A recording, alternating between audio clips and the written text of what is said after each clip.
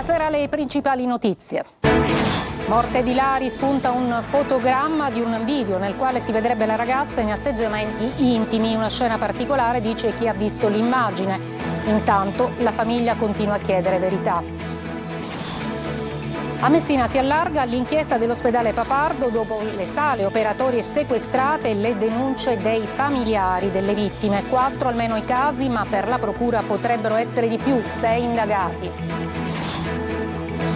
Domani la giornata internazionale contro la violenza sulle donne. A manifestare in piazza ieri a Roma e anche oggi a Palermo molte migliaia di donne.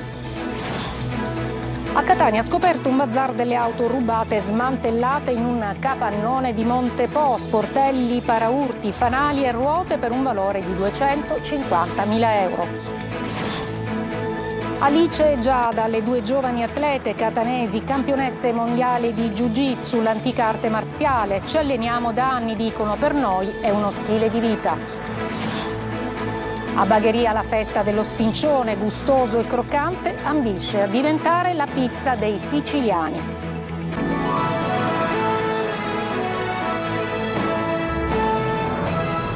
Buonasera, eccoci in studio e dunque la morte di Lari, spunta il fotogramma di un video nel quale si vede la ragazza in atteggiamenti intimi. Una scena particolare, dice chi ha visto l'immagine. Intanto la famiglia continua a chiedere verità. Ci sentiamo Manuela Corsi. Tanti dubbi, ancora nessuna verità. Il caso della morte di Larimar Annaloro resta un giallo, ma ora spunta un nuovo elemento. A scoprirlo è il quotidiano La Sicilia, che rivela l'esistenza di un frame in cui si vedrebbe la ragazzina di 15 anni in atteggiamenti intimi. Una prova che sarebbe sul cellulare di molti studenti a Piazza Armerina, non solo di quelli che frequentano il liceo scientifico Majorana. Una prova quindi dell'esistenza di quel famoso video che confermerebbe l'ipotesi del revenge porn. La procura dei minori di Caltanissetta, che indaga per istigazione al suicidio, pochi giorni fa aveva disposto il sequestro dei telefonini di 8 ragazzi, ma dagli accertamenti non era emersa nessuna immagine di Larimar. Ora invece spunta questo frame che sarebbe stato visto e condiviso non solo dai giovani, ma anche da alcuni adulti che la descrivono una scena particolare, come riporta sempre La Sicilia. Resta da capire se a registrare queste immagini sia stato il ragazzo conteso, per il quale è scaturita la violenta discussione nel cortile della scuola poche ore prima di morire con una compagna, o se ci sia un'altra o altre persone. Intanto la famiglia continua a respingere l'ipotesi del suicidio e continua a sostenere che la ragazzina sia stata uccisa. E per fare chiarezza su alcune notizie non confermate circolate nei giorni scorsi, martedì la procura dei minori di Caltanissetta ha indetto una conferenza stampa. Ci occupiamo adesso delle morti sospette al Papardo di Messina. L'inchiesta che ha portato al sequestro delle 2 sale operatorie ha preso via dopo le denunce dei familiari delle vittime. 4 almeno i casi, ma per la procura potrebbero essere di più. Francesco Triolo. Sono 6 gli indagati per le morti sospette nel reparto di cardiochirurgia dell'ospedale Papardo di Messina. Si tratta dei vertici dell'azienda e di 3 medici, e quanto emerge dal provvedimento firmato dalla GIP Tiziana Alleanza su istanza della procura guidata da Antonio D'Amato, che ha portato anche al sequestro delle 2 sale operatorie del reparto, dove secondo l'accusa non sarebbero stati disposti adeguati protocolli, misure di vigilanza ed istruzioni per prevenire la diffusione di infezioni, cagionando, sempre secondo l'accusa, il decesso di almeno 4 persone. Nel provvedimento infatti si fa riferimento anche ad altri probabili presunti episodi. Dalle indagini è emerso che i pazienti, dopo essere stati sottoposti a installazioni di valvole cardiache e bypass coronarici, avrebbero contratto infezioni batteriche correlate all'assistenza sanitaria. Quindi, dinanzi alle patologie infettive, la Procura ha disposto l'acquisizione delle schede relative ai decessi registrati dall'inizio dell'anno nel reparto e verifiche sulla salubrità e sterilità degli ambienti operatori e post-operatori del Papardo. Il responso: 27 decessi con cause in numero significativo legate a sepsi, shock settico, insufficienza multiorgano, endocardite batterica, patologie connesse a contaminazione batterica degli organi interni. Il sequestro delle sale operatorie quindi arriva perché sarebbe stato riscontrato un concreto pericolo per la salute dei pazienti se il blocco operatorio fosse rimasto in funzione. E l'avvocato Massimiliano Fabio, legale della famiglia della sessantenne di Capodolore d'Orlando, Donatella Canfora, deceduta lo scorso 2 ottobre dopo l'operazione del 24 settembre, ritiene il sequestro delle sale operatorie un fatto importante dopo l'esecuzione dell'accertamento tecnico ripetibile ed è anche ipotizzabile l'eventuale estumulazione, a detto della Salma, se dovesse essere necessaria per l'esecuzione degli opportuni accertamenti. Ancora un incidente mortale sul lavoro nelle campagne di Paceco, siamo nel Trapanese. Maurizio Scuderi, mentre stava lavorando in un terreno di sua proprietà, è rimasto schiacciato dal trattore che si è ribaltato. Domani è la giornata internazionale contro la violenza sulle donne, sono 99 quelle uccise in Italia dal 1° gennaio. A manifestare ieri a Roma e anche oggi a Palermo molte migliaia di loro. Desiree Ferlito. Se io non voglio, tu non puoi. Domani giornata internazionale contro la violenza sulle donne. Il 25 novembre ogni anno rappresenta non solo un'occasione di memoria, ma un impegno collettivo per rompere il silenzio su una piaga che affonda le radici in disuguaglianze strutturali e stereotipi di genere. È da giorni che le donne si mobilitano, alleate in un grido di amore e rabbia. Ieri, nella manifestazione organizzata da Non Una di Meno, tenutasi a Roma e in contemporanea a Palermo, erano oltre 150.000. La legge del codice rosso si è rivelata assolutamente inefficace. Alcune donne sono state uccise da ex compagni che portavano il braccialetto elettronico. Quindi dico, a che cosa serve una legge più repressiva, più di controllo, ma poi non c'è una soluzione. 99 le donne uccise in Italia dal 1 gennaio al 18 novembre di quest'anno, spesso per mano di coniugi o ex compagni. Nel mondo ogni 11 minuti una donna muore di violenza domestica e in Italia il 33% delle donne ha subito almeno una volta violenza fisica o sessuale. Pensaci, se picchi una donna, se aggredisci una donna, non c'è scusa, nessuna scusa. Ma se il fenomeno affligge ancora la nostra società, l'aria sta cambiando. Casi emblematici, su tutti il femminicidio di Giulia Cecchettin, hanno scosso le coscienze, così le donne hanno più coraggio di denunciare. Aumentate nel 2024 dell'80% le richieste di aiuto al numero antiviolenza 1522. Si susseguono sui social le iniziative. Nessuna scusa. Se io non voglio, tu non puoi. È l'hashtag utilizzato da artisti e personaggi del mondo dello spettacolo per dire che non si può più tacere. Anche se non sono in me, anche se non mi muovo, anche se prima ti ho detto sì. Anche se sei il mio capo. Se tu non vuoi, io non posso.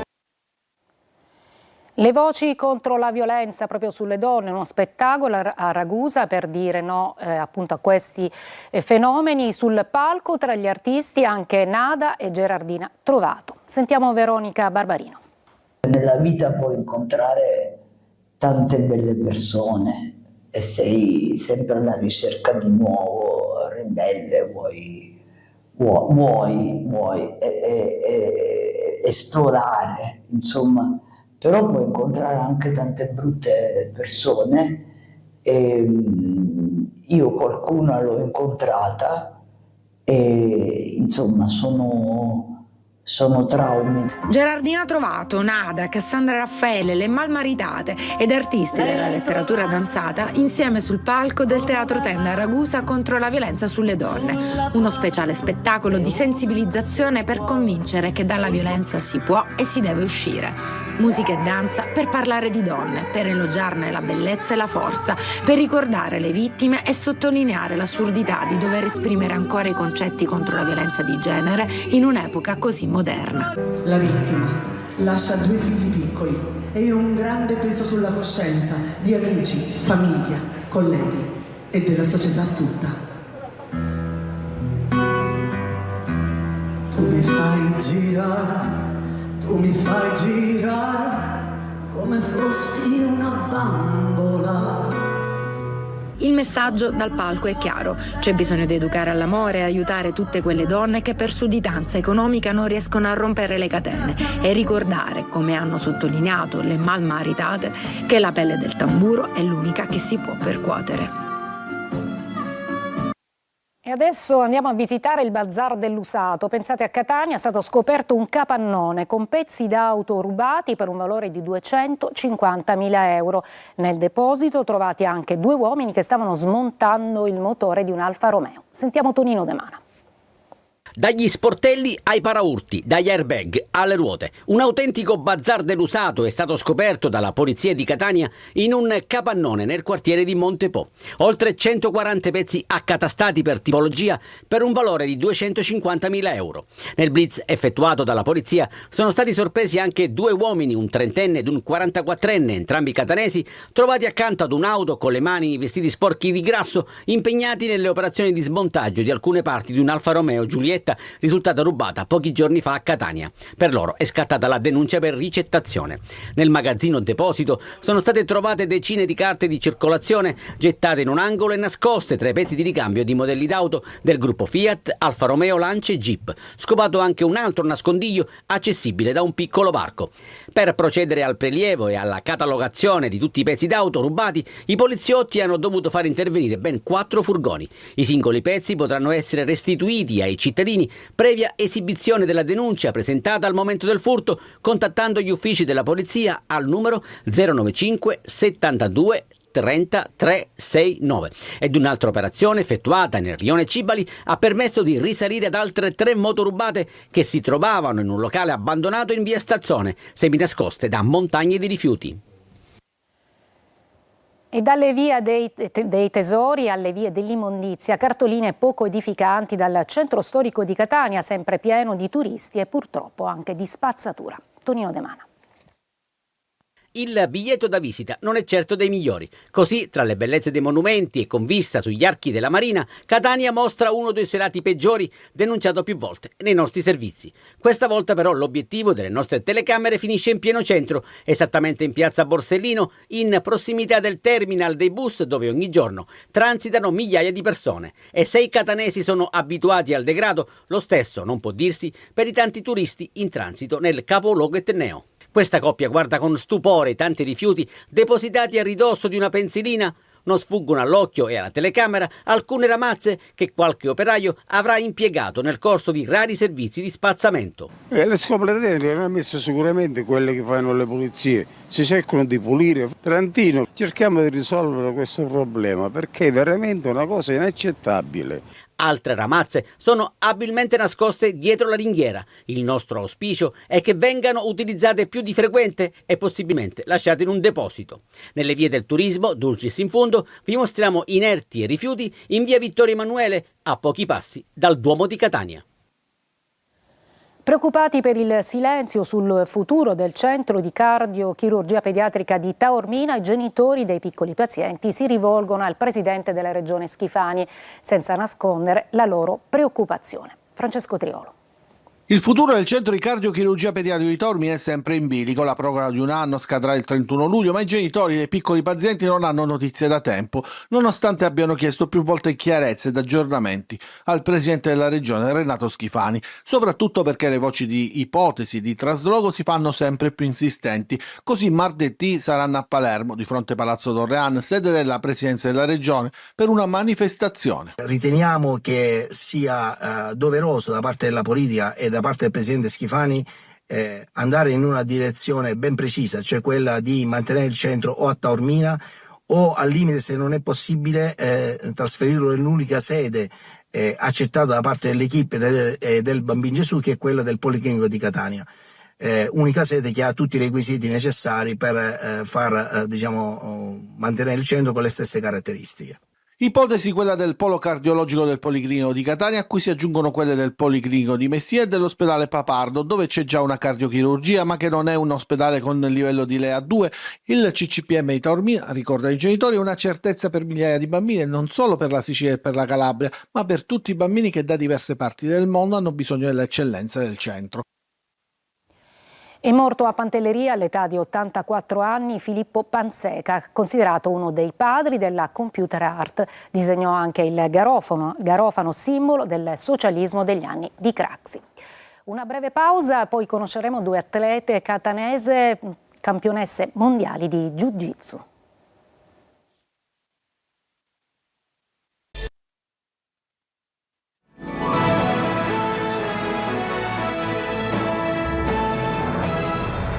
Due giovani atlete catanesi sono campionesse mondiali di Jiu-Jitsu, l'antica arte marziale. Al campionato che si è disputato a Creta, il Team Italia ha portato a casa un bel bottino di medaglie. Lorena Dolci.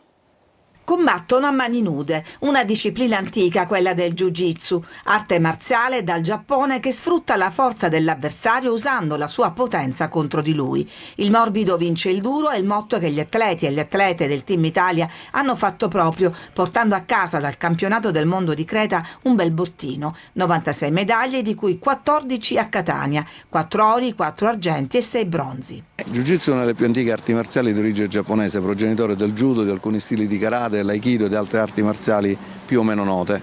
Si intende il modo di utilizzare il proprio corpo come un'arma nel combattimento con o senza armi. Sul tatami si sono cimentate in 2 specialità su 4. Giada e Alice hanno vinto l'oro nel duo show femminile, disciplina in cui non c'è la contrapposizione ma una grande padronanza tecnica, e l'argento in altre specialità. Emozionate le 2 campionesse per il loro primo mondiale.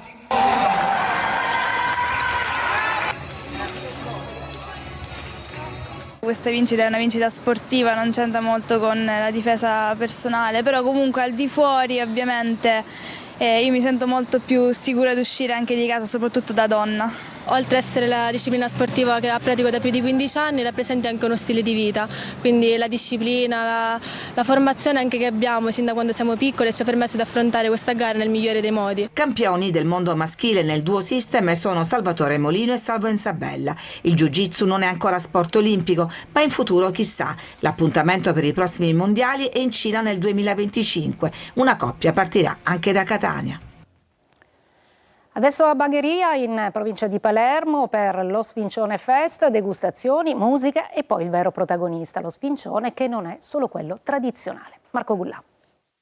Partiamo subito da un presupposto. Se non avete mai assaggiato lo sfincione di Bagheria, fatelo al più presto. Bianco, croccante, più alto rispetto a quello tradizionale che è rosso e soprattutto gustoso. E allora, per celebrare la tradizione dello sfincione di ogni tipo, Bagheria da 3 giorni è in festa. Lo Sfincione Fest, giunto alla 7ª edizione, ha richiamato una marea di visitatori e soprattutto degustatori. 3 giorni intanto di degustazione di questo prodotto oramai identitario della provincia palermitana, che stiamo provando una strategia collettiva di imporlo come pizza dei siciliani, come un prodotto fortemente connotativo che possa fare anche da attrattore e soprattutto da marketing turistico. Quello che non sapevo è che ci sono tantissime varietà di sfincioni.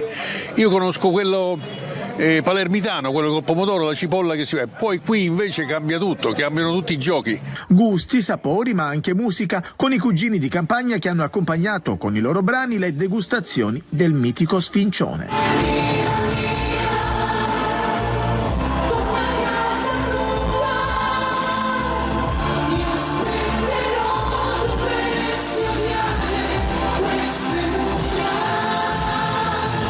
Oggi la chiusura dello Sfincione Fest. Insomma, siete ancora in tempo per una degustazione. Una breve pausa, poi ampia pagina dedicata al calcio con Catania, Messina e Trapani.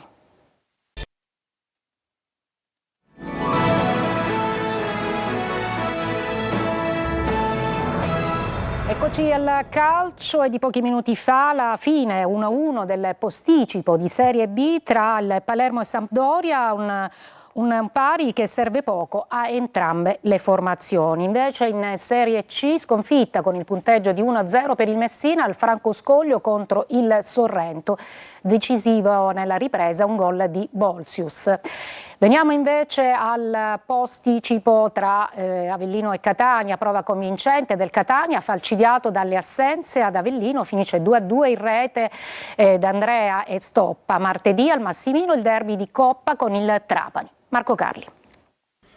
Nei momenti di difficoltà serve carattere, quello mostrato dal Catania ad Avellino, un carattere che alimenta anche i rimpianti perché i rossazzurri per 2 volte sono stati in vantaggio, ma che ha aiutato gli etnei ad andare oltre le assenze, praticamente 2 soli giocatori di movimento della prima squadra in panchina. Un gruppo che ha saputo assorbire, grazie al suo portiere, anche l'episodio che poteva indirizzare diversamente la partita. Il rigore parato da Beters sul tiro di Patierno vale come ulteriore iniezione di fiducia e spalanca la porta al gol del vantaggio di D'Andrea Andrea, che poi corre ad abbracciare Faggiano. Il direttore sportivo era stato profetico prima del match. Il direttore Faggiano per noi è un'arma in più, è sempre con noi e ci dà consigli, non serve che lo dico io chi è il direttore, e poi prima della partita mi ha detto oggi me lo sento, fai gol e ti aspetto, e quindi il primo pensiero è stato lui. In avvio di ripresa Redan sfrutta un'amnesia del Catania e dà l'1-1 ai padroni di casa, ma i rossazzurri non si danno per vinti e trovano il nuovo vantaggio con Stoppa nel miglior momento della sua stagione. Il Catania c'è,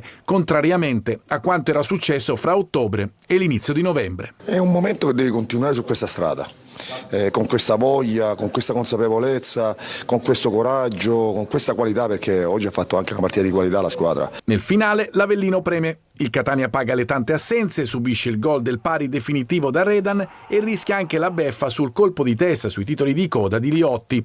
Ma il 2-2 è prezioso e apre la strada ad una fine di anno solare con 4 partite in casa su 5, a cominciare dal derby di Coppa col Trapani, in programma martedì.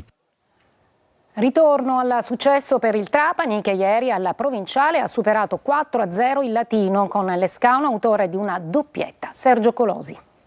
Dalle sconfitte ai successi larghi, il passo è stato ancora una volta breve per il Trapani, ripartito dopo il KO del Massimino con un 4-0 sul Latina. Granata dominatori assoluti della sfida del Provinciale contro i resti della formazione laziale in crisi di gioco e di risultati. Il Trapani ringrazia e passa all'incasso. Sull'asse Lescano-Bifulco Aronica ha costruito la vittoria che salva la sua panchina. Vantaggio di Lescano al 20° sulla sponda di Malomo, all'esordio dall'inizio nella difesa a 3. Raddoppia Bifulco su un errore imperdonabile del Latina, che prima del riposo subisce la terza rete di Lescano, autore di una doppietta. Nel finale di gara Spini impiega 3 minuti dal suo ingresso in campo per realizzare il 4-0. Trapani adesso in cerca di continuità, l'unica strada possibile per recuperare punti alla capolista Benevento in una disperata e improbabile rimonta e posizionarsi nel miglior modo possibile nella griglia playoff. È tutto per questa edizione, grazie per l'attenzione e ancora buona domenica.